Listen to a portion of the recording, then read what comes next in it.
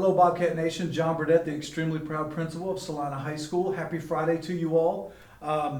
Few reminders, and then we're going to get into an interview with one of our incredible students here. Next Monday, don't forget we don't have school. I'm sure your student's going to remind you of that, so hopefully they get to sleep in and get a little extra rest and catch up. We've had an incredible start to the school year, and our kids deserve a little rest. So I know that we have all kinds of students going down to Waco today.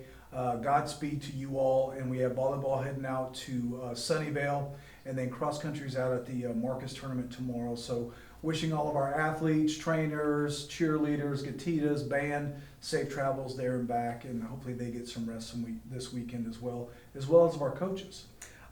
Next Wednesday is Picture Day.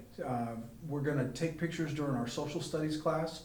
If your student has dual credit social studies, they'll have an opportunity to take their school picture before school, in between the periods, or at lunch, whatever is convenient for them. If it's during the period or before school and they happen to be a little late, we'll get them a pass to class. So that way we can get everybody their picture taken for the yearbook, okay?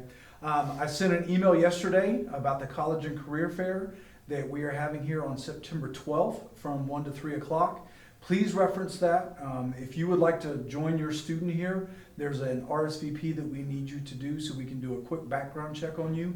If you have multiple students who are in different time zones or frames, you can come to both times, or if you want to consolidate, my email is in there. If you will email me and say, Dr. Burdett, I've got 2 students and I'd like them to go at the same time, we'll get the oldest students' time frame and y'all will come. Right now we have about 90 colleges, universities, and trade schools attending, so it's going to be a great time, a wonderful opportunity for our students to go and speak to representatives from all kinds of colleges, universities, and trade school. There's even one from Scotland. I might apply to that because they have really nice weather.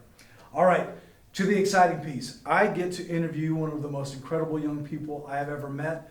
This kicks us off our series where I'm going to try to be quiet a lot more and let our students and our staff talk to talk about what's going on in the school. So I'm going to jump right into this. So you've heard me speak ad nauseum about our house system.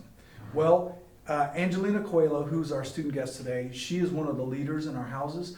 Lena, welcome. Hi. Lena, start off by talking to us about your leadership in the House of Excellence, also known as the Peak. Okay, in the House of Excellence, I am co-president with Benjamin Taggart. We're working to create more unity within the school and within our group of the Peak, and we're trying to make the students strive to be as excellent as they can be. Fantastic. Mm-hmm. Talk about some things that you're the plans that House of Excellence has, not only in the school, but also in the community that will help promote that excellence throughout. Mm-hmm.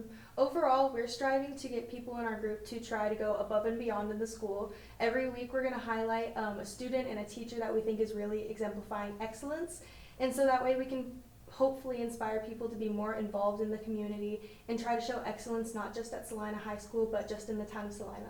Man, that's great. I know we did that today on the announcements, and I had one of the teachers come up, Mr. Bachagalupe, and he said, "What was that about?" I said, "Someone noticed you doing something excellent." It put a big old smile on his face, so it's already having an impact. Lena, you are an incredibly talented student. Let me just list a few things that this young lady has done in her high school career. We're going to see her on the world stage at someday. She's service oriented. Last year she won our inaugural talent show. She did a version of Creep by Radiohead, and it was fantastic. She's been an actress in multiple shows here. You've seen her downtown on Halloween. She works with during homecoming. You'll see her on some floats. She does theater summer camp, so I know some of you send your kids here. And this is one of the reasons that kids come and enjoy it is because of Angelina. She is a National Merit Hispanic Scholar, and she's also in the top 6% of her class. Wow. How do you balance all of that? Honestly, balance it's the key. My mom always told me that there needs to be a balance between work and play.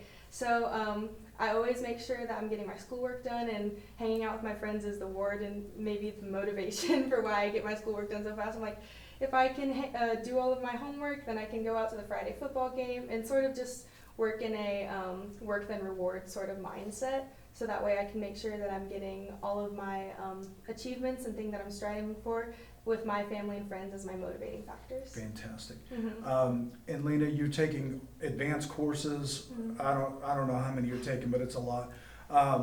Talk to the parents of students who may want to challenge themselves to take some upper level courses. Does it take a lot of extra studying, or is it little by little that builds up to that, and you actually have time in your life to be with family and friends? I would say that upper level courses can be challenging, but overall, I feel like this teaching staff here at Salina makes the transition from like on-level classes to upper level courses much easier because they find ways to keep everyone engaged.